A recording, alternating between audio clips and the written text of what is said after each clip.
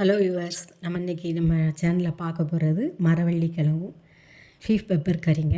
கேரளா ஸ்டைலில் நம்ம செய்ய போகிறோம். நல்லா டேஸ்டியான ஃபுட்டு. காலை உணவாகவும் நைட் உணவாகவும் கூட எடுத்துக்கிறலாம். இதை எப்படி செய்யணுன்ட்டு வீடியோக்குள்ளே போய் பார்க்கலாம் வாங்க. மரவள்ளி கிழங்கு 1.5 கிலோ எடுத்துருக்காங்க. அதை ரவுண்ட் ஷேப்பில் வெட்டி மேலுள்ள தோல்லாம் எடுத்து வாஷ் பண்ணி நல்லா குக்கரில் வச்சு உப்பு போட்டு 4 விசில் விட்டு நல்லா குழைய எடுத்துக்கோங்க. அது ரெடி ஆகட்டும். அதுக்குள்ளே நம்ம பீஃப் பெப்பர் கறி செய்கிறதுக்கு மசாலா தயார் பண்ணலாம்.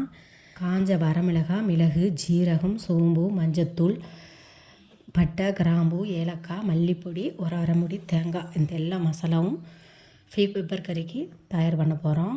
நம்ம கேஸில் ஒரு பேன் வச்சு எல்லா மசாலாவும் வறுத்து எடுத்துக்கலாம். மசாலா வறுக்கும்போது கேஸை மீடியமில் வச்சுக்கோங்க, ஃபாஸ்ட்டாக வச்சிடாதீங்க. லைஃப் இஸ் குட் ஜானு சேனலுக்கு சப்ஸ்கிரைப் பண்ணுங்கள், லைக் பண்ணுங்கள், ஷேர் பண்ணுங்கள், பெல் பட்டனை அமுக்குங்க. அப்போ தான் அடுத்தடுத்து நாங்கள் போடுற வீடியோ உங்களுக்கு வந்துக்கிட்டு இருக்கும்.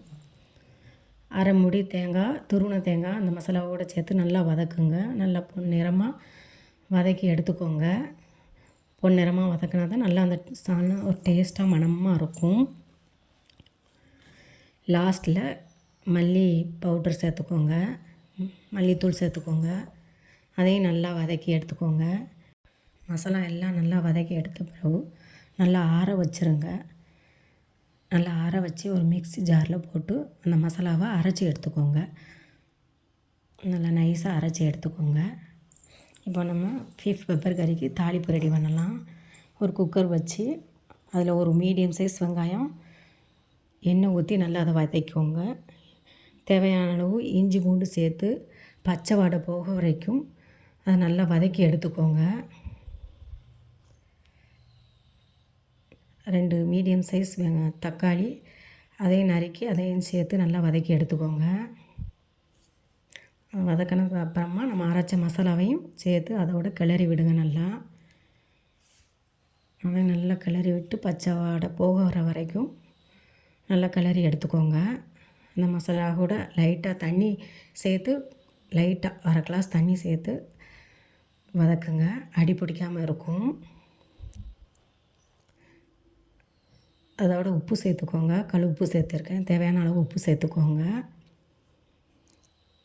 ஒரு 3/4 கிலோ பீஃப் எடுத்துருக்கோம். அதையும் போட்டு நல்லா வதக்கி எடுத்துக்கோங்க. வதக்கி அதை குக்கரில் வச்சு 4 விசில் விட்டு எடுத்துக்கோங்க. பீஃப் பெப்பர் கறி சுட சுட சாதத்தோடு சாப்பிடலாம், பரோட்டாவுக்கு சாப்பிடலாம், சப்பாத்தி, இட்லி, தோசை இது கூட சாப்பிடலாங்க. டேஸ்ட்டாக இருக்கும். நல்லா டேஸ்டியான ஃபுட்டுங்க. ஒரு முறை செஞ்சு பாருங்கள், நல்லா டேஸ்ட்டாக இருக்கும். அப்புறமா நம்ம மரவள்ளி கிழங்குக்கு நம்ம தாளிப்பு ரெடி பண்ணலாம். ஒரு பேனில் எண்ணெய் ஊற்றி கடுகு, கருவேப்பிலை, காஞ்ச மிளகாய் வத்தல் இதெல்லாம் சேர்த்து தாளித்ததுக்கப்புறமா கிழங்கு சேர்த்து நல்லா வதக்கி விடுங்க. நல்லா குழைய வேக வச்சிடணும் கிழங்க. நல்லாயிருக்கும். தேங்காய் சேர்க்கணும் சேர்த்துக்கோங்க. அவ்வளோதாங்க, பீஃப் பெப்பர் கறி மரவள்ளி கிழங்கு ரெடி ஆயிடுச்சுங்க. இப்போ சாப்பிட்டு பார்த்துட்டு டேஸ்ட் எப்படி இருக்குன்னு சொல்லுதேன். கண்டிப்பாக நீங்கள் இதை செஞ்சு பாருங்கள், நல்லா டேஸ்ட்டாக இருக்கும். பண்ணி பார்த்துட்டு கமெண்ட் பண்ணுங்கள், லைக் பண்ணுங்கள், ஷேர் பண்ணுங்கள். லைஃப் இஸ் குட் ஜானு சேனலுக்கு கண்டிப்பாக சப்ஸ்கிரைப் பண்ணிடுங்க, மறக்காதீங்க.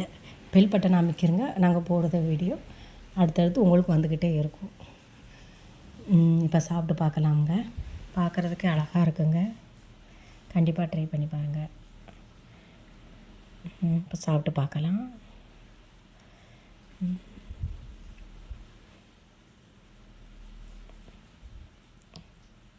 நல்லா டேஸ்ட்டாக இருக்குங்க. கண்டிப்பாக ட்ரை பண்ணி பாருங்கள்.